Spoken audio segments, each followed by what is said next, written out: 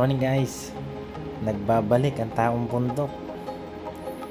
Ayan guys, i-flex ko lang si Jayden. Ayan guys, nakakamiss na kasi mag-alaga ng bata. Yan yung ginagawa ko guys nung nakapagbakasyon ako. Namimiss ko yung batang yan. Kaya ayan, flex ko lang. Wow, hi Jayden. Ayan, nagagaling ng sakit niyan guys, kakalabas ng ospital ngayong araw. Kaya naisipan ko lang siyang gawan ng content. Wow, ayan guys, oh. Ayan, naglaway pa. Ayan.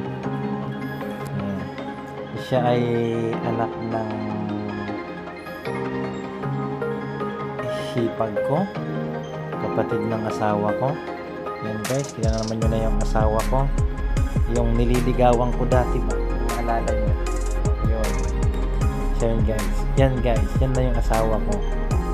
Yan, yan, nakakamiss yung batang yan, nakakamiss mag-alaga ng bata sa Pinas.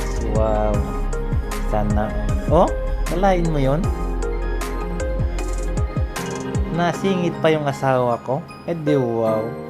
Wow, sana all. I love you, mami. Ayan. Nasama pala kita sa video. Sige. Wow. I love you, mami. Bye-bye.